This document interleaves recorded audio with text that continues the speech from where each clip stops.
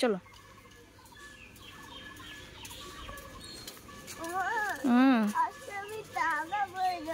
জিতুকে আজকেও নিয়ে আসলাম ঝাড়ানোর জন্য কাকিমার কাছে। জিতুর কিছু হলে কিছুই ভালো লাগে না, কবে যে আমার ছেলেটা সুস্থ হবে। এখন ছুটাছুটি দুষ্টুমি করতেই থাকে। ও বাড়িতে থাকলে ওর পিছনে আমার চিল্লাতে চিল্লাতে আমার গলায় ব্যথা হয়ে যায়, কিন্তু কিছুদিন থেকে এমন হয়ে গেছে যে এখন চুপচাপ হয়ে গেছে, ওর পিছনে বেশি চিল্লাতেও লাগে না।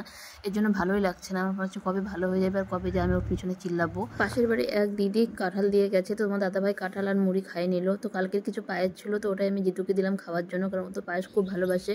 তো খাইলোই না, অল্প একটু খাই আর খাইলো না, বাকিটা পরে আমি খাই নিলাম। তো তোমার দাদাভাইকে বললো আমাকে এক বালতি জল এনে দিতে। তোমার দাদাভাই রান্নার জন্য এক বালতি জল এনে দিল। এর মধ্যে আমার ভাই চলে আসে। তোর ভাই মামাকে দেখে তো খুব খুশি, আর ওর মামা ওর জন্য দেখো কী কী নিয়ে আসে ওটাই দেখাচ্ছে।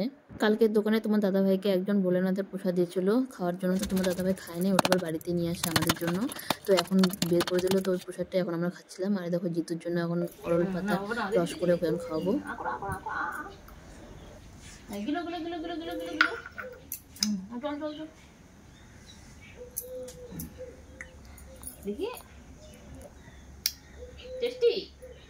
তারপরে তোমাদের দাদাভাই আমার ভাইকে নিয়ে বাড়িতে রাখতে গেল, আর আমি এদিকে রান্না বসাই দিচ্ছি। আর দেখো ওই পাশের বাড়ি ভাস্তিতে আসে চুল বাঁধার জন্য, ওর মার হাত কেটে গেছে, এর জন্য ওকে চুলটা বাইরে দিলাম। আর তারপরে আসার সময় তোমার দাদাভাই মাছ নিয়ে আসছে, তো এখন মাছ সবজি রান্না করতেছি। কি বানাচ্ছো? কি বানাবে এটা?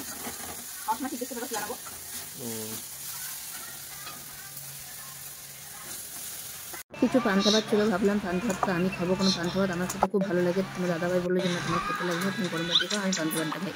তাও আমি জোর করে তাই বললো যে তুমি অর্ধেক খাও আমি অর্ধেক খাই। তারপর আমরা দুজনে ভাগ করে খেলাম। তো বন্ধুরা আজকের ভিডিওটি টাটা।